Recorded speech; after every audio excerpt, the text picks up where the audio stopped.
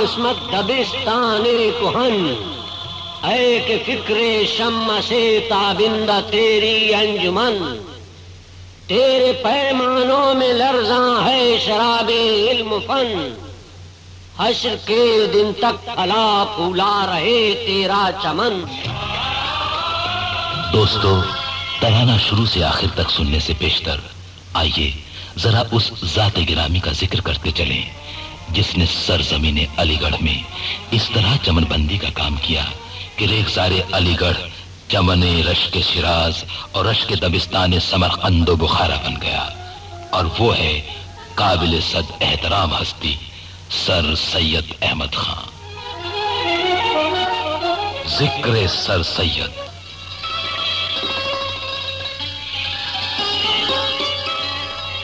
سر سید احمد خان 17 اکتوبر 1817 کو دلی میں ایک ایسے خاندان میں پیدا ہوئے جو اپنی شرافت اور علم و فضل کے لحاظ سے ممتاز تھا۔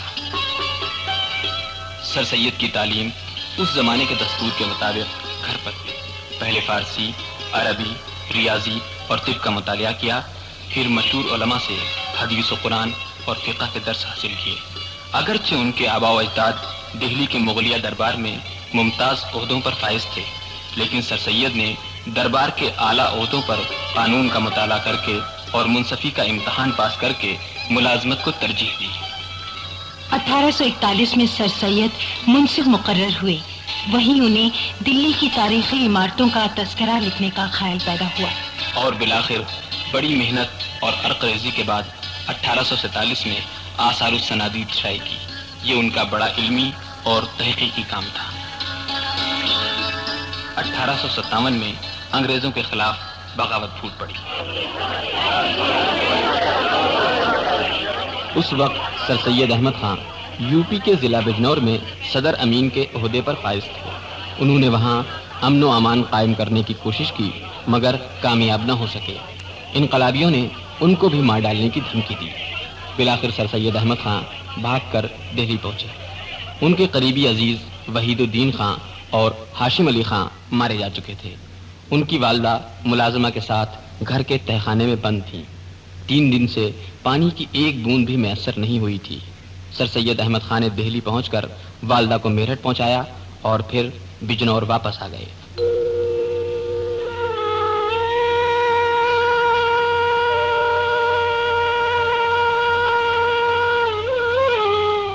غدر کے وقت سید احمد خان کی عمر 40 سال تھی۔ ہزاروں ہندوستانی بالخصوص مسلمان بے قصور تختہ دار پر چڑھا دیے گئے، ان کی جائیدادیں ضبط کر لی گئیں، گھر مسمار کر دیے گئے۔ سید احمد خان مسلمانوں کی تباہی و بربادی کو دیکھ کر تڑپ اٹھے۔ ان مظالم کا ان پر اتنا گہرا اثر ہوا کہ قبل از وقت بوڑھے لگنے لگے۔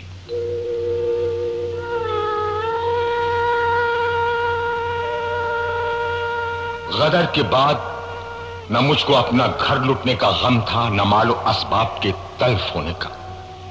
جو کچھ رنج تھا تو بس اپنی قوم کی بربادی کا۔ تباہی کے وہ مناظر دیکھے کہ جن کے اثر نے 40 سالہ سید احمد کو 60 سال کا بوڑھا بنا دیا، بال سفید ہو گئے۔ فیصلہ کیا تھا کہ ملک چھوڑ کر کہیں باہر چلا جاؤں گا، لیکن ضمیر نے گوارا نہیں کیا۔ قوم تباہ ہو اور تو باہر جائے یا گوشہ نشین ہو جائے۔ اب تو فیصلہ کیا ہے، جینا بھی اسی بدحال قوم کے ساتھ ہوگا اور مرنا بھی اسی کے ساتھ۔ غدر کے زمانے میں جب انگریزی حکومت کی طرف سے اظہار خیال پر تالے پڑے ہوئے تھے، سر سید احمد خان نے غدر اور فسادات کی ذمہ داری حکومت کی بعض خرابیوں اور مذہبی مداخلت پر رکھی۔ اسباب بغاوت ہند کتاب نہ صرف ان کی جرت و ہمت کا ثبوت ہے، بلکہ ان کی بصیرت اور سوجھ بوجھ کی روشن دلیل بھی ہے۔ سر سید نے مسلمانوں میں سائنسی مزاج پیدا کرنے اور جدید تعلیم سے روشناس کرانے کے لیے 1864 میں سائنٹیفک سوسائٹی اور پورے ملک میں تعلیمی ادارے قائم کرنے کے لیے 1884 میں مسلم ایجوکیشنل کانفرنس کی داغ بیل ڈالی۔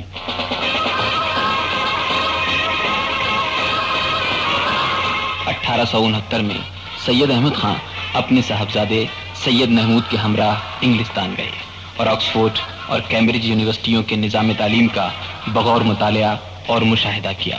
اسی سال ان کو CSI کا خطاب عطا ہوا اور اب وہ سید سے سر سید ہو گئے۔ انگلستان کے دوران قیام میں بھی ان کو ہندوستانی مسلمانوں کی زبوں حالی تڑپاتی رہی۔ محسن الملک کو ایک خط میں اس کا اظہار اس طرح کرتے ہیں: افسوس کہ مسلمان ڈوبے جا رہے ہیں اور کوئی ان کو نکالنے والا نہیں۔ ہائے، امرت تھوکتے ہیں اور زہر نکلتے ہیں۔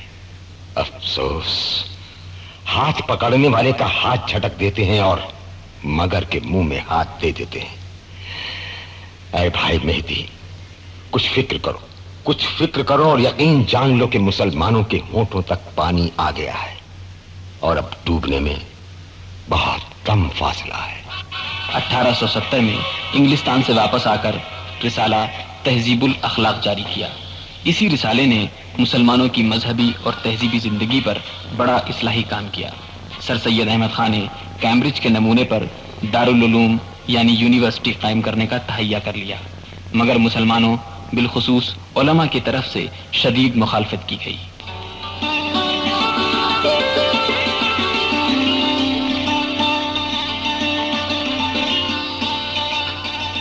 کانپور کے مولوی امداد علی نے ہندوستان کے عالموں سے کفر کے فتوے حاصل کیے، لیکن ڈپٹی کلکٹر مولوی علی بخش تو ایک قدم اور آگے بڑھ گئے۔ جی ہاں، مولوی علی بخش نے سر سید کے خلاف مکہ معظمہ سے 4 کفر کے فتوے حاصل کیے۔ غرض کے سر سید کو کیا کیا کچھ نہ کہا گیا، مگر واہ سر سید گالیاں کھا کے بے مزہ نہ ہوا۔ کفر کے فتووں کے باوجود پائے سے بات میں ذرا سی لغزش نہ آئی۔ اپنے رفیق محسن الملک کو ایک خط میں اس طرح لکھتے ہیں: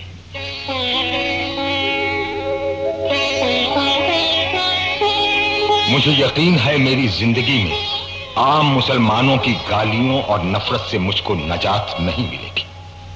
اگرچہ ایسی باتوں سے کہیں دل کو ملال آتا ہے جو مقتضائے بشریت ہے، مگر فی الفور دل میں اس خیال کے آتے ہی رفع ہو جاتا ہے کہ آج تک کوئی نیکی چاہنے والا ایسا نہ ہوا جس کے مقابل کوئی نہ کوئی مخالف کھڑا نہ ہوا۔ حضرت آدم، حضرت نوح، حضرت عیسیٰ، محمد رسول اللہ صلی اللہ علیہ وسلم، خلفائے اربعہ، محی الدین عبد القادر جیلانی، مجدد الف ثانی، محمد اسماعیل دہلوی و اعلی حاضر قیاس، بس میں تو ان کی جوتیوں کے برابر بھی نہیں۔ میری مخالفت پر کمر باندھنی کچھ بڑی بات نہیں۔ مولانا شبلی نعمانی نے سر سید پر نظم لکھی اور ان کی زندگی کی صحیح عکاسی کی۔ گزرا وہ ہر ایک راہ گزر پر، دی اس نے صدا ہر ایک در پر، ہر ایک کو یہ ماجرا سنایا، ہر بزم میں اپنا راگ گایا، ناکام رہا صدائیں دے کر، دشنام سنی دعائیں دے کر، برگشتہ کہا کسی نے دین سے، لعنت کا صلہ ملا کہیں سے، کیا تلخ ملے جواب اس کو، کیا کیا نہ دیے خطاب اس کو۔ اور پھر ایک اور جگہ سر سید ایک مضمون میں لکھتے ہیں: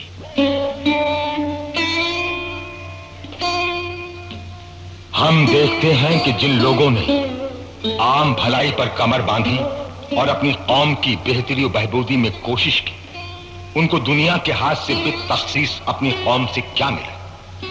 کوئی سولی پر چڑھایا گیا، کوئی آرے پر چیرا گیا، کوئی جلا وطن کیا گیا۔ بس ہم کو جو اپنی قوم سے ہونا چاہیے تھا اس کا کروڑواں حصہ بھی نہیں ہوا۔ یہ کہنا صحیح نہیں ہوگا کہ سارے کے سارے علماء سر سید کے خلاف تھے۔ مخلص کارکنوں اور رفیقوں میں جہاں ایک طرف نواب محسن الملک، وقار الملک، راجہ جے کشن داس اور سید محمود تھے، تو ساتھ میں خواجہ الطاف حسین حالی، مولانا شبلی نعمانی، مولوی سمیع اللہ خان، مولوی ذکا اللہ، مولوی چراغ علی، مولوی مشتاق حسین، مولوی زین العابدین اور مولانا ڈپٹی نذیر احمد جیسے پائے کے عالم بھی شریک کارواں تھے۔ مولوی سراج احمد سنبھلی نے تو سر سید مخالف مولویوں کے اس فتوے پر، جس میں سر سید کو کافر کہا گیا تھا، دستخط کرنے سے انکار کر دیا، یہ کہتے ہوئے، میں ایسے شخص کے خلاف کفر کے فتوے پر دستخط کیسے کر سکتا ہوں جس کو میں نے اپنی آنکھوں سے حضور صلی اللہ علیہ وسلم کے ذکر مبارک پر زارو قطار روتے ہوئے دیکھا ہو؟ لے جاؤ اس فتوے کو، جلا دو اسے، میں اس پر دستخط نہیں کروں گا۔ مولانا ڈپٹی نذیر احمد، جو اردو کے پہلے ناول نگار ہیں اور عالم دین بھی تھے، سر سید کے بعض مذہبی خیالات سے اختلاف رکھنے کے باوجود سر سید کے کاموں کو سراہتے تھے اور ان کے بڑے ہی مداح تھے۔ چنانچہ ایک جگہ فرماتے ہیں، میں نے آج تک سر سید کی دعوت کو رد نہیں کیا اور انشاءاللہ کروں گا بھی نہیں، باوجود ہے کہ میں ان سے بعض باتوں میں اختلاف بھی کرتا ہوں، تاہم میرے دل میں ان کی ایسی عظمت ہے کہ اگر ان کے تمام عقائد سے اتفاق رکھتا اور مجھ کو پیر کی تلاش بھی ہوتی تو میں ضرور ان کے ہاتھ پر بیعت کر لیتا۔ رکاوٹوں اور مخالفتوں کے باوجود سر سید اپنے مشن میں لگے رہے۔ بالآخر 18 جنوری 1877 کو وائسرائے لارڈ لیٹن کے ہاتھوں محمدن اینگلو اورینٹل کالج کا سنگ بنیاد رکھ دیا گیا۔ رسم سنگ بنیاد کے موقع پر سر سید احمد خان کا دیا ہوا پیغام صحیح پیشن گوئی ثابت ہوا۔ آج جو ہم بیج بو رہے ہیں وہ ایک دن تناور درخت ہو جائے گا۔ ہمارے ملک کے بڑ کے درخت کی طرح اس کی شاخیں زمین میں جڑ پکڑ لیں گی اور پھر ان سے نئی اور مضبوط شاخیں پیدا ہوں گی۔ یہ کالج ایک یونیورسٹی کی شکل میں پروان چڑھے گا جس کے طالب علم ملک کی طول و عرض میں پھیل جائیں گے اور آزادانہ تحقیق، وسیع القلبی رواداری اور سچے اخلاق کی تعلیمات پھیلائیں گے۔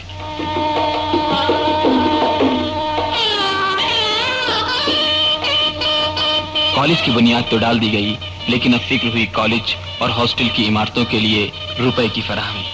چندہ جمع کرنے کے لیے اپنے ذاتی مصارف پر دور دراز کے سفر کیے، عوام و خواص سے اپیلیں کی، چندہ جمع کرنے کی نئی نئی ترکیبیں نکالی۔ سر سید کو اگر کوئی کھانے پر بلاتا تو اس سے کہتے کہ وہ رقم جو کھانے پر خرچ ہوگی اس کو کالج کے لیے چندے کی شکل میں دے دیا جائے۔ سر سید نے اپنے پوتے راس مسعود کے بسم اللہ کی رسم راجہ جے کشن داس کے گود میں ادا کروائی۔ اس موقع پر راجہ صاحب نے 500 روپے راس مسعود کی نظر کیے، جس کو سر سید احمد خان نے اسٹریسی ہال کی تعمیر کے فنڈ میں جمع کرا دیے اور راجہ جے کشن داس کے نام کا کتبہ اسٹریسی ہال میں نصب کرا دیا۔ کالج کے چندے کے سلسلے میں سر سید نے اسٹیج کا ایک پروگرام بھی کیا۔ اسی موقع پر ان کی تقریر نے مالدار طبقے کو جھنجھوڑ کر رکھ دیا۔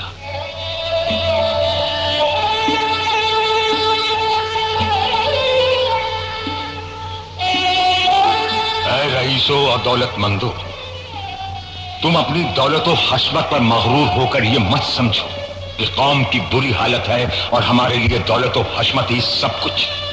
یہی ان لوگوں کا خیال تھا جو تم سے پہلے تھے، مگر اب انہی کے بچوں کی یہ نوبت ہے کہ جس کے لیے ہم آج اس اسٹیج پر کھڑے ہیں۔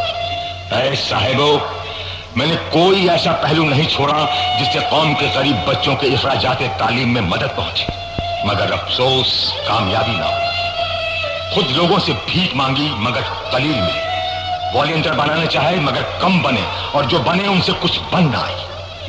بس میں اسٹیج پر اس لیے آیا ہوں کہ بچوں کی تعلیم کے لیے کچھ کر سکوں۔ دوستو، افسوس کی بات ہے کہ تم اپنے بیٹے کی بسم اللہ میں ہزاروں روپے خرچ کر دیتے ہو اس خوشی میں کہ ہمارا بیٹا پڑھنا شروع کرنے کے لائق ہو، مگر اس جگہ کو بنانے اور قائم کرنے کی فکر نہیں کرتے جہاں وہ پڑھے اور تمہاری اس خوشی کو جو قبل از وقوع تم نے اس کو فرض کر لیا ہے پورا کرے۔ کچھ لوگ سر سید احمد خان کو فرقہ پرست اور ہندوستانی قومیت کا مخالف کہتے ہیں، اور یہ اس بنا پر کہ انہوں نے 100 سال پہلے مسلمانوں کو انڈین نیشنل کانگریس سے جو اسی وقت قائم ہوئی تھی علیحدہ رہنے کا مشورہ دیا تھا، لیکن حقیقت اس کے برخلاف ہے۔ آچاریہ نریندر دیو اور کے ایم پانیکر نے نہایت پرزور الفاظ میں لکھا ہے کہ سر سید احمد خان محب وطن اور ہندو مسلم اتحاد کے بڑے حامیوں میں سے تھے۔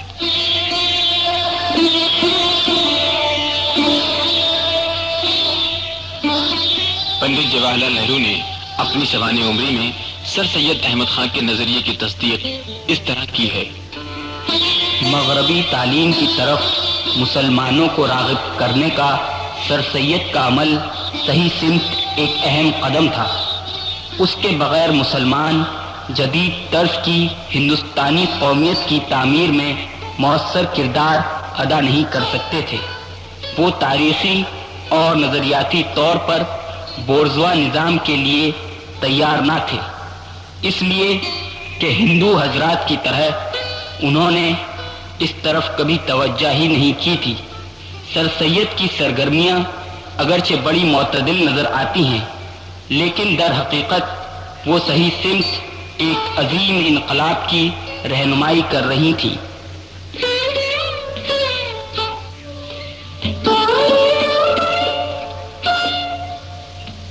ہندو مسلم اتحاد اور یکجہتی کے سلسلے میں سر سید احمد خان نے 7 اپریل 1887 کے علی گڑھ گزٹ میں لکھا ہے: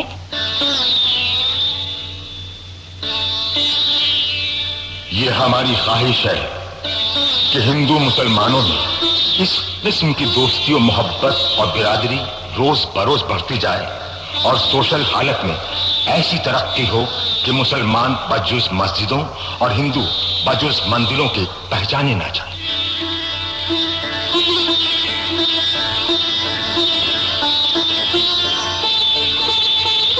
سر سید نے غازی پور میں 1864 میں جب پہلا اسکول قائم کیا تو اس کا افتتاح کرنے والے 2 اصحاب میں سے ایک سردیو نارائن سنگھ تھے۔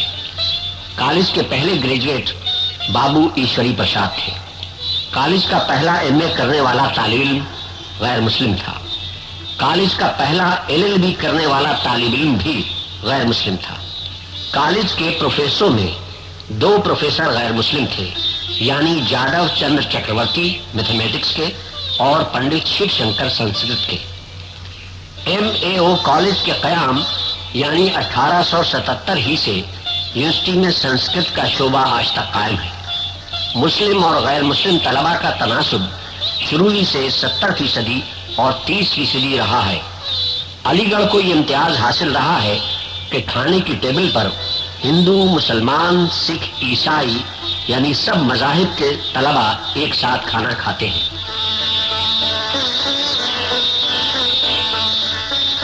ہندو مسلم اتحاد و یکجہتی کے سلسلے میں سر سید احمد خان کی وہ تقریر جو انہوں نے 1883 میں پٹنے میں کی تھی، سنہرے حروف میں لکھے جانے کی مستحق ہے۔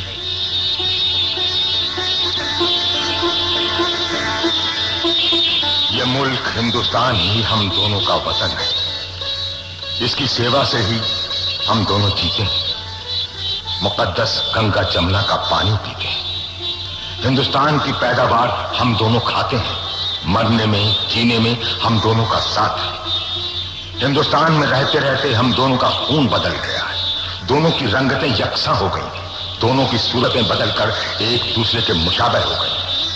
مسلمانوں نے ہندوؤں کی سینکڑوں رسمیں اختیار کی اور ہندوؤں نے مسلمانوں کی سینکڑوں عادتیں لے لی، یہاں تک کہ ہم دونوں نے مل کر ایک زبان اردو پیدا کر لی۔ دوستو، میں نے بارہا کہا ہے اور پھر کہتا ہوں کہ ہندوستان ایک دلہن کے مانند ہے جس کی خوبصورت اور رسیلی 2 آنکھیں ہندو اور مسلمان ہیں۔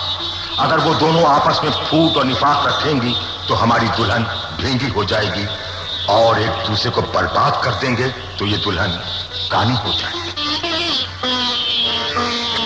قومی یکجہتی کے قیام کی اس سے بڑھ کر آرزو اور کیا ہو سکتی ہے، جس کا اظہار سر سید احمد خان نے اپنی وفات سے چند ماہ پیشتر علی گڑھ گزٹ میں اس طرح کیا تھا: ہم نے سنا ہے کہ بریلی میں ہندو مسلمانوں نے نہایت خوبی سے ایک دوسرے کی محبت کا ثبوت دیا ہے، یعنی بقرہ عید کے روز مسلمانوں نے گائے کی قربانی نہیں کی بلکہ ہندوؤں کی خاطر بکرے اور بھیڑوں کی قربانی کی، اور ہندوؤں نے محرم کے زمانے میں سبیلیں لگانے کا اور مسلمانوں کے ساتھ غم میں شریک ہونے کا اقرار کیا ہے۔ ہماری بھی مدت سے یہی رائے ہے کہ اگر گائے کی قربانی ترک کرنے سے آپس میں ہندو مسلمانوں کی دوستی اور محبت قائم ہو تو گائے کی قربانی نہ کرنا اس کے کرنے سے 1000 درجہ بہتر ہے۔ کالج کے چندے کے سلسلے میں سر سید نے پورے ملک میں خاص خاص شہروں کا دورہ کیا۔ بالخصوص پنجاب کے شہر لاہور میں جنوری 1884 میں ہزاروں مرد و عورت کے جلسے میں سر سید کی پردرد اور پرسوز تقریر نے جادو کا سا اثر کیا۔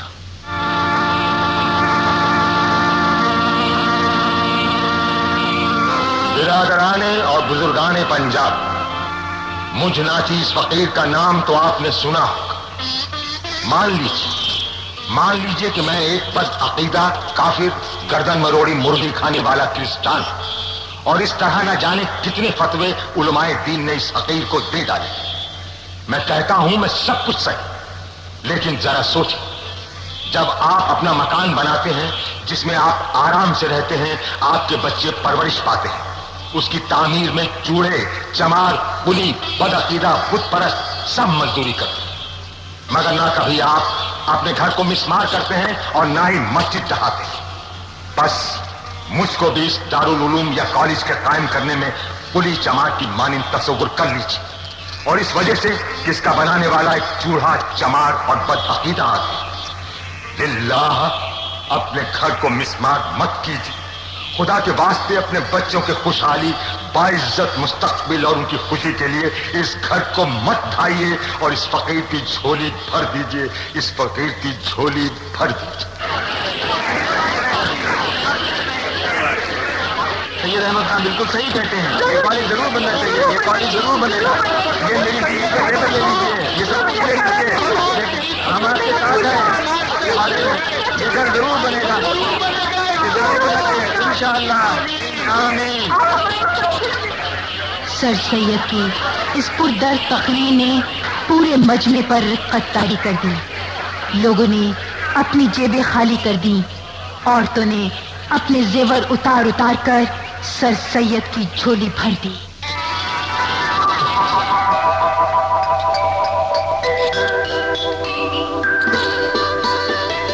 سر سید کے مخالف کالج کی ترقی اور مقبولیت کو دیکھ کر منہ چھپانے لگے، حتیٰ کہ اکبر الہ آبادی تک جو پہلے مخالف تھے سر سید احمد خان کے معترف ہو گئے، اور ان کو کہنا پڑا ہے یہی بہتر علی گڑھ جا کے سید سے کہوں مجھ سے چندہ لیجئے، مجھ کو مسلمان کیجئے۔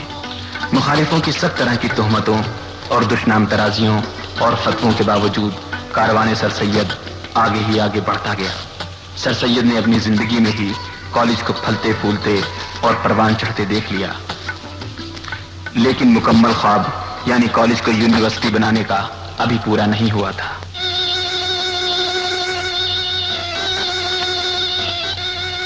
24 مارچ 1898 کو یکایک ان پر بیماری کا حملہ ہوا۔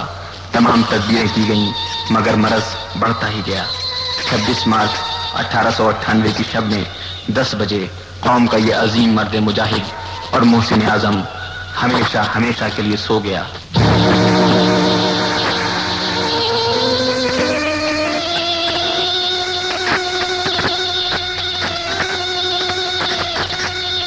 ان للہ و انا الیہ راجعون۔ پروفیسر آرنیل نے سر سید کے انتقال پر اپنے خیالات کا اظہار اس طرح کیا۔ ہندوستان میں ہم کو ایسے شخص کی مثال جیسا کہ وہ تھا کہاں مل سکتی ہے کہ نہ اس کے پاس جاہ و مرتبہ تھا نہ دولت تھی، باوجود اس کے کہ وہ ہندوستان میں مسلمانوں کی قوم کا سردار بن کر ظاہر ہوا۔ یہ وہ مرتبہ ہے جو اس سے پہلے کسی شخص کو تلوار کے زور سے بھی حاصل نہیں ہوا۔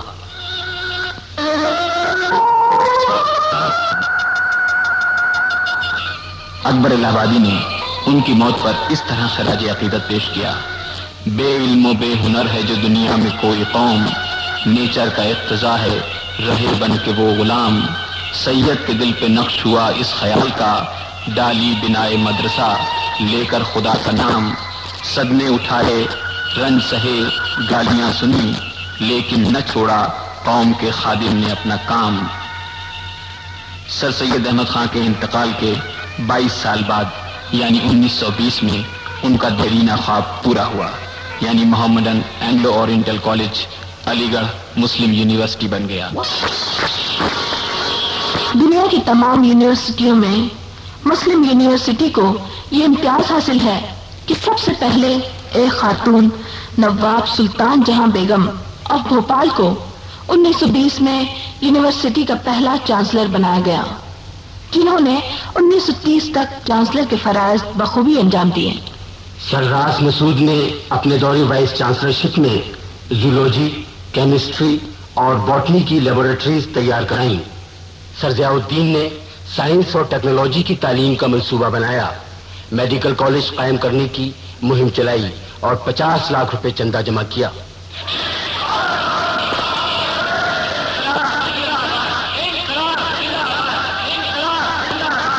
جنگ آزادی میں بھی علی گڑھ کے سپوت کسی سے پیچھے نہیں رہے۔ 1903 اور 1904 میں کالج میں انڈر گراؤنڈ یعنی خفیہ تنظیمیں جنگ آزادی کے لیے بنی، جن میں ڈاکٹر سید محمود، عبد الرحمن صدیقی، شعیب قریشی، خلیق الزماں، عبد الرحمن پشاوری، مولانا حسرت موہانی، سجاد حیدر اور عبد الرحمن بجنوری شامل تھے۔ ستیہ گرہوں کے لیے جتھے بنائے گئے۔ شفیق الرحمان، امیر عالم اور سید محمد ٹونکی کے پہلے جتھے نے ملک کے مختلف علاقوں کا دورہ کیا۔ مولانا شوکت علی اور محمد علی نے خلافت تحریک کے ذریعے مسلمانوں میں آزادی کی لہر دوڑائی۔ گاندھی جی اس تحریک کے حامی تھے۔ علی برادران نے گاندھی جی کو مسلمانوں کا لیڈر بنا دیا۔ مولانا محمد علی نے گول میز کانفرنس میں موت یا آزادی کا اعلان کیا۔ مولانا حسرت موہانی نے 1921 میں کانگریس کے سیشن میں مکمل آزادی کا نعرہ دیا۔ مادر درسگاہ کے ایک اور سپوت راجہ مہندر پرتاپ سنگھ نے ملک سے باہر انقلابی حکومت قائم کی، لیکن 1947 میں ملک کی تقسیم کے بعد جب آزادی کا سورج طلوع ہوا تو یونیورسٹی پر حامی تھے۔ علی برادران نے گاندھی جی کو مسلمانوں کا لیڈر بنا دیا۔ مولانا محمد علی نے گول میز کانفرنس میں موت یا آزادی کا اعلان کیا۔ مولانا حسرت موہانی نے 1921 میں کانگریس کے سیشن میں مکمل آزادی کا نعرہ دیا۔ مادر درسگاہ کے ایک اور سپوت راجہ مہندر پرتاپ سنگھ نے ملک سے باہر انقلابی حکومت قائم کی، لیکن 1947 میں ملک کی تقسیم کے بعد جب آزادی کا سورج طلوع ہوا تو یونیورسٹی پر بحرانی کیفیت طاری ہو گئی۔ ایسے نازک وقت پر ڈاکٹر ذاکر حسین نے جب 1948 میں علی گڑھ یونیورسٹی کی بحیثیت وائس چانسلر باغ ڈور سنبھالی تو حقیقت پسندانہ انداز میں یوں ڈالی: ہمارے ملک کے سامنے ایک عظیم الشان کام ہے، ایک اچھی قومی زندگی کی تعمیر کا کام۔ اس میں ضرورت ہے کہ قوت کا ایک ایک شمع خوشی خوشی لگا دیا جائے۔ علی گڑھ جس طرح کام کرے گا، علی گڑھ جس اسلوب سے سوچے گا، علی گڑھ ہندوستانی زندگی کے مختلف شعبوں کے لیے جو پیشکش دے گا، اس سے متعین ہوگا ہندوستانی قومی زندگی میں مسلمانوں کا مقام۔ جس طرح آزادی کی لڑائی میں مولانا محمد علی، مولانا حسرت موہانی، رفیع احمد قدوائی، ڈاکٹر سیف الدین کچلو، راجہ مہندر پرتاپ سنگھ اور شیر کشمیر شیخ محمد عبداللہ نے مادر درسگاہ کا نام اونچا کیا، اسی طرح میدان ادب میں بھی چمن سر سید کے نونہالوں نے دھومیں مچائیں۔ ادیبوں میں رشید احمد صدیقی اور سہیل اقبال، مولوی عبدالحق اور ڈاکٹر ذاکر حسین، سجاد حیدر اور ڈاکٹر سید عابد حسین، خواجہ غلام السیدین، اعلی مسرور اور ڈاکٹر محمد اشرف، خواجہ احمد عباس، عصمت چغتائی اور اختر رائے پوری، سبت حسن اور سعادت حسن منٹو، قاضی عبدالستار، سلمہ صدیقی اور اقبال مجید۔ شاعروں میں مولانا حسرت موہانی، سہیل اقبال، اختر انصاری اور معین احسن جذبی، علی سردار جعفری اور اختر الایمان، جانثار اختر اور اسرار الحق مجاز، خورشید الاسلام، منیب الرحمان اور شکیل بدایون۔ کھیل کے میدان میں علی گڑھ کے کھلنڈروں نے اپنا سکہ جمایا۔ کرکٹ میں لالا امرناتھ اور مشتاق علی، ہاکی میں شکور، انعام الرحمان، گووندا، علی سعید گرسیوک سنگھ، سید علی اور ظفر اقبال۔ ٹینس میں غوث محمد مرحوم پہلے ہندوستانی کھلاڑی تھے جو 1946 میں ومبلڈن کے کوارٹر فائنل تک پہنچے تھے۔ 1971 اور 1975 کے درمیان انٹر ورسٹی ٹینس مقابلے میں 2 سال تک مسلسل کیپٹن محمد زرار کی قیادت میں ارشاد غوث، عادل غوث اور طاہر علی نے چیمپئن شپ حاصل کی۔ سائنس کے میدان میں مادر دستگاہ کے ایک اور سپوت ڈاکٹر ظہور قاسم نے انٹارکٹیکا پر پہلی مرتبہ پرچم ہند لہرا کر اپنا لوہا منوایا۔ ڈاکٹر عبید صدیقی کو بحیثیت سائنٹسٹ قومی انعام سے نوازا گیا۔ نیشنل انسٹیٹیوٹ آف اوشینوگرافی کے ڈائریکٹر ڈاکٹر ایچ صدیقی کو سائنس کا بھٹناگر انعام دیا گیا۔ ڈاکٹر وسیم صدیقی نے ملیریا ویکسین پر ریسرچ کے ذریعے اور ڈاکٹر عشرت عثمانی نے ایٹامک انرجی سائنٹسٹ کی حیثیت سے بین الاقوامی شہرت حاصل کی۔ فلمی دنیا میں بھی یہاں کے ہدایت کاروں اور فنکاروں نے اپنے فن کی داد حاصل کی۔ بحیثیت فلم ڈائریکٹر شاہد لطیف اور خواجہ احمد عباس، تنویر احمد اور مظفر علی۔ فلمی کہانی اور مکالمہ نگاری میں جاوید اختر اور راہی معصوم رضا۔ بحیثیت کیمرہ مین ایشان آریہ اور Nadeem Khan. Playback singer Talat Mahmood.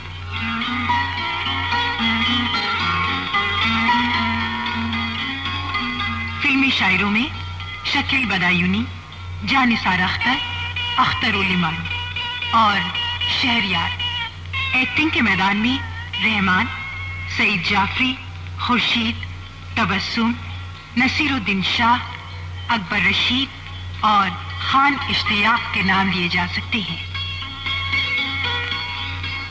زندہ دلانے علی گڑھ میں نصف صدی بیت جانے کے باوجود مسعود ٹامی کی ذہانت آمیز ایکٹیویٹیز کو یاد رکھا ہے۔ بالخصوص عثمانیہ ہاسٹل کی چھت پر اونٹ چڑھا دینے کا کارنامہ ایک روشن یاد کی طرح سینہ بسینہ محفوظ چلا آ رہا ہے۔ اس کے علاوہ منن خان اور استاد شعرا کی یادیں بھی ابھی تک محفوظ ہیں۔ سر سید احمد خان نے لڑکوں کی تعلیم کا انتظام تو کیا، لیکن لڑکیوں کی تعلیم کا انتظام نہ کر سکے۔ اس کمی کو پورا کیا سر سید کے رفیق شیخ محمد عبداللہ نے، جن کو پاپا میاں کے نام سے یاد کیا جاتا ہے۔ 1907 میں شیخ محمد عبداللہ صاحب نے اپنی بیگم آلابی کی شرکت و تعاون سے لڑکیوں کے اسکول کی بنیاد ڈالی اور یہی اسکول آگے چل کر گرلز کالج بنا۔ اسی گرلز کالج کی دین ہے یہ ممتاز شخصیتیں ڈاکٹر رشید جہاں، ممتاز جہاں حیدر، عصمت چغتائی، سشیلا ٹنڈن، بیگم عابدہ فخر الدین علی احمد، سلمہ صدیقی، آسام کی سابق وزیر اعلیٰ بیگم انورا تیمور اور مرکزی حکومت میں کابینائی وزیر بیگم محسنہ کدوائی۔ صحافت یا جرنلزم کے میدان میں بھی فرزندان علی گڑھ نے اپنے زور قلم کے جوہر دکھائے۔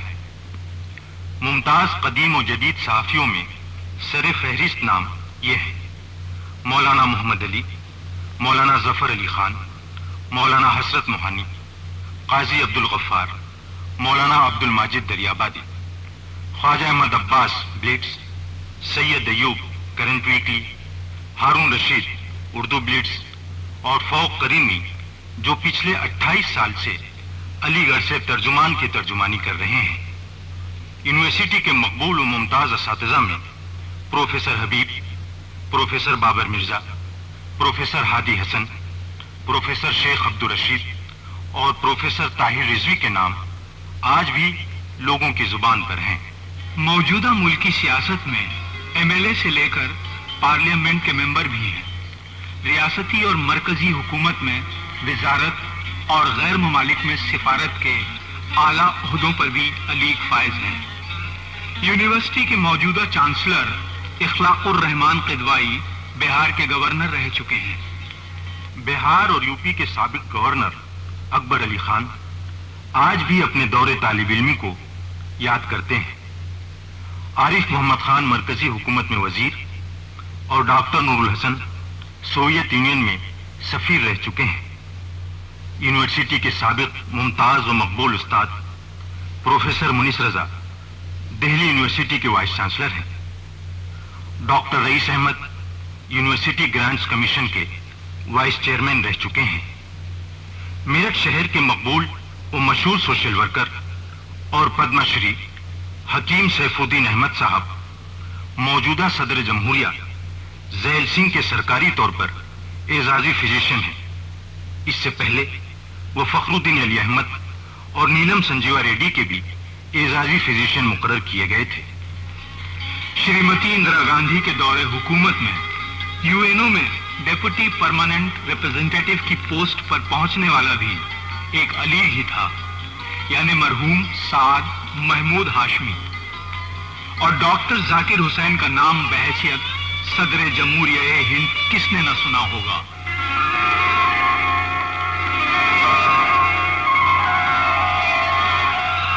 ڈاکٹر ذاکر حسین کے بعد کرنل بشیر حسین زیدی وائس چانسلر بنائے گئے۔ زیدی صاحب نے یونیورسٹی میں قدم رکھتے ہی تعمیرات کا سلسلہ شروع کرا دیا اور ویران جگہوں کو سبزہ زار اور آبادی میں تبدیل کر دیا۔ زیدی صاحب کو علی گڑھ والے علی گڑھ کا شاہجہاں کہہ کر آج بھی یاد کرتے ہیں۔ زیدی صاحب کے بعد بالترتیب جو اصحاب وائس چانسلر ہوئے ان کے نام نامی اسم گرامی یہ ہیں: بدر الدین طیب جی، علی یاور جنگ، ڈاکٹر عبدالعلیم، ڈاکٹر ایم اے خسرو اور سید حامد صاحب۔ اس وقت جو وائس چانسلر ہیں وہ ہیں جناب سید ہاشم علی صاحب۔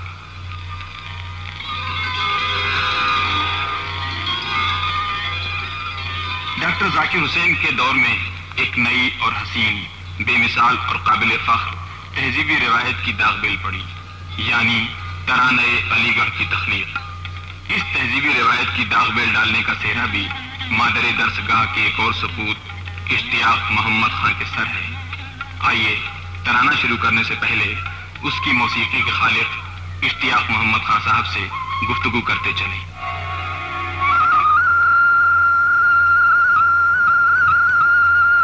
ذکر آمد بہار ترانہ۔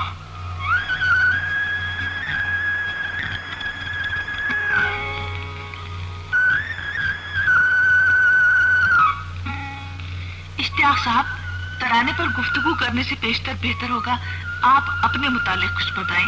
جی، یعنی آپ کا وطن، یونیورسٹی آنے سے پیشتر آپ کی تعلیم، علی گڑھ سے بمبئی کب منتقل ہوئے، وغیرہ وغیرہ۔ بھائی میری جائے پیدائش یا وطن تو قائم گنج ہے۔ یہ جگہ اتر پردیش میں ضلع فرخ آباد کا ایک مشہور قصبہ ہے اور پٹھانوں کی بستی ہے۔ میری ابتدائی تعلیم مڈل اسکول تک تو قائم گنج ہی میں ہوئی، اس کے بعد ہائی اسکول جامعہ ملیہ اسلامیہ دہلی سے کیا اور پھر میں علی گڑھ آ گیا۔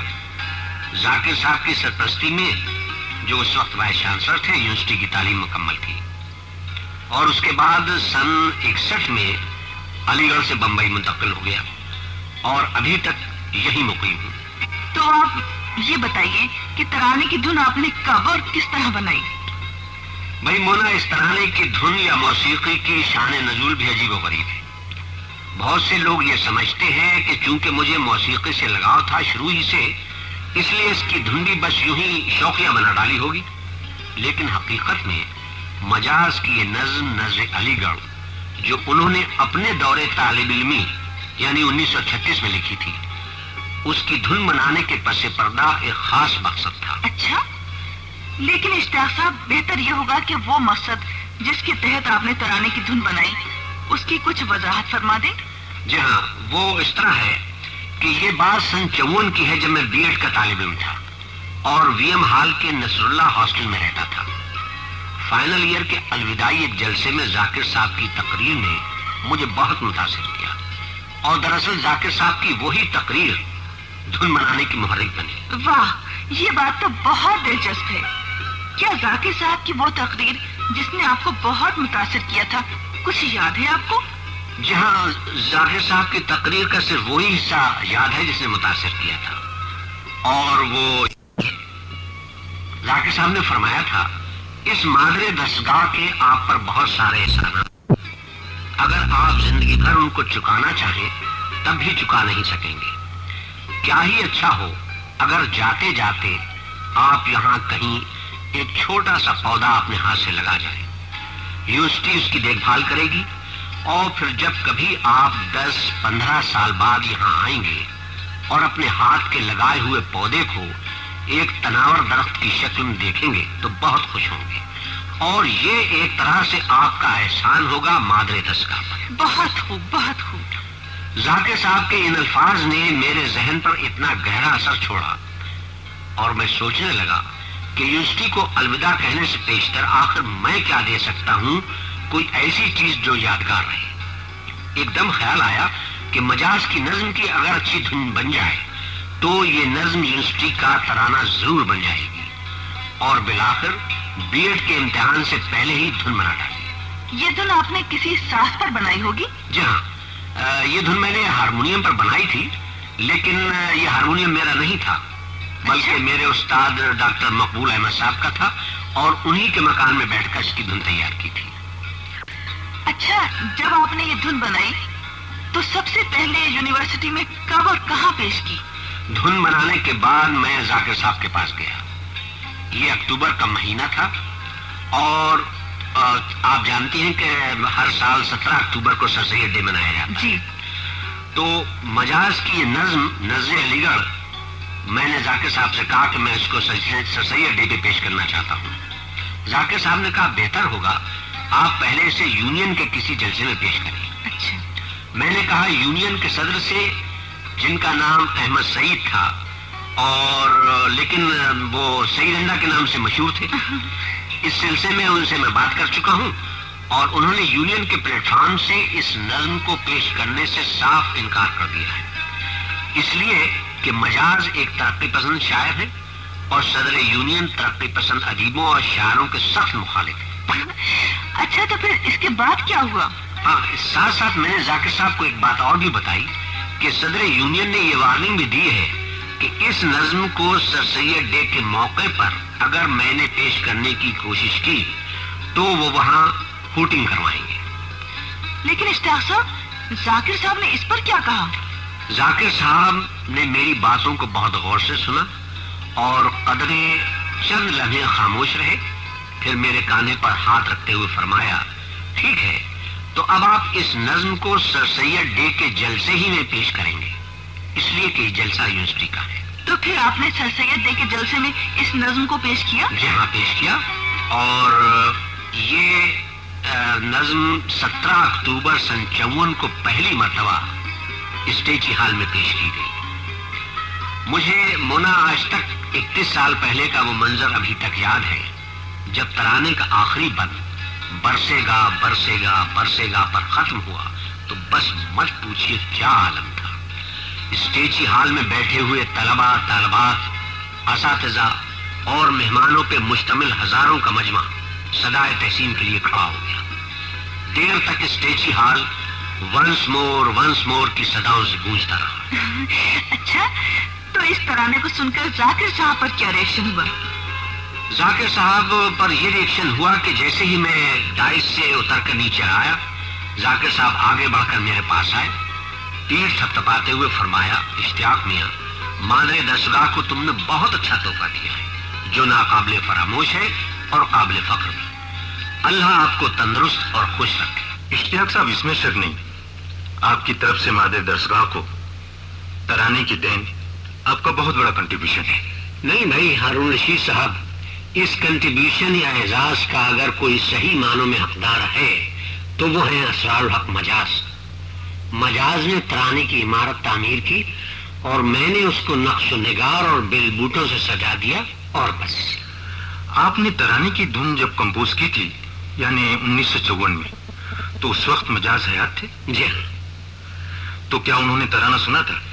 نہیں، مجاز کے ساتھ یہ زبردست ٹریجڈی رہی کہ وہ ترانہ نہ سن سکے، اگرچہ ان کو خبر مل گئی تھی، اور سن 55 میں لکھنؤ میں جو اردو کانفرنس ہوئی تھی، جی، اس موقع پر انہوں نے سرور صاحب سے کہا تھا کہ اسٹوڈنٹس یونین کے مشاعرے میں وہ علی گڑھ آ رہے ہیں اور ترانہ ضرور سنیں گے، لیکن افسوس موت نے مجاز کو مشاعرے کے انعقاد سے 2 ہفتہ پیشتری اٹھا لیا، اور اس طرح وہ علی گڑھ نہ آ سکے اور ترانہ نہ سن سکے.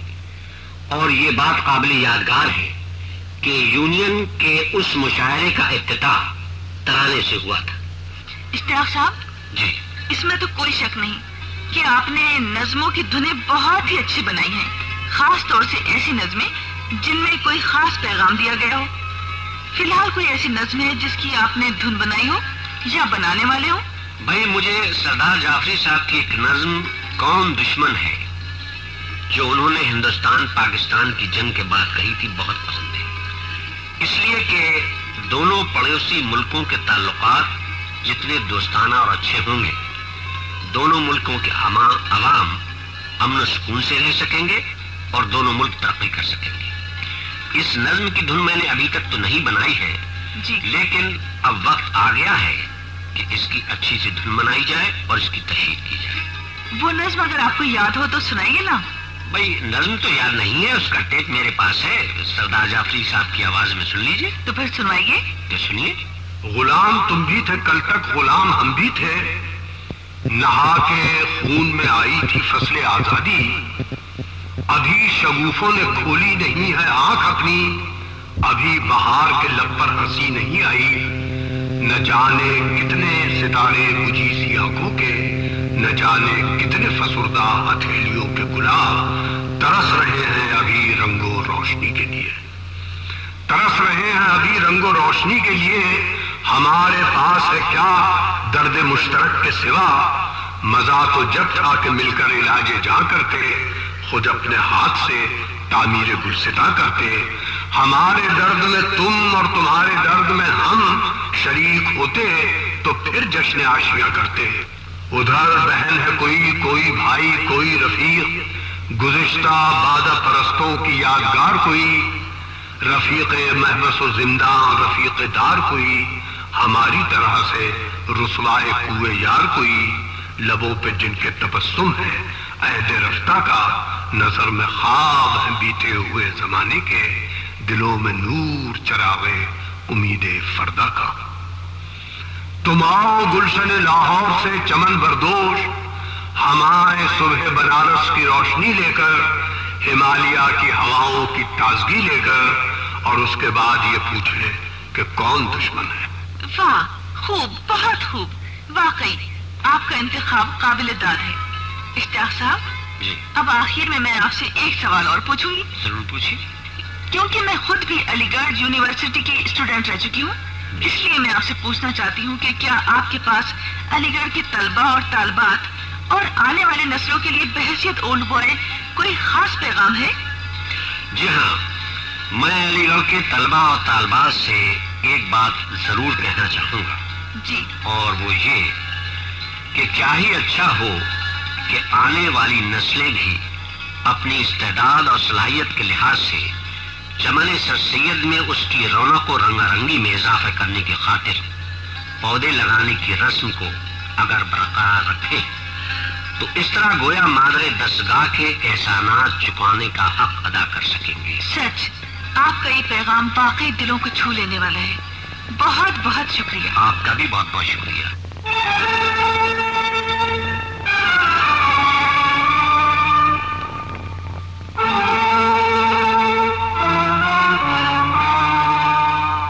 علی گڑھ مسلم یونیورسٹی ہندوستان اور پاکستان ہی کی نہیں، ایشیا کی وہ عظیم مادر درسگاہ ہے جس کی تہذیبی تاریخ نے ایک عالم کو متاثر کیا ہے. اس اثر کو قوت و توانائی بخشی ہے اس کے خصوصی نشان امتیاز ترانہ درسگاہ نے. یہ ترانہ اپنی مثال آپ ہے.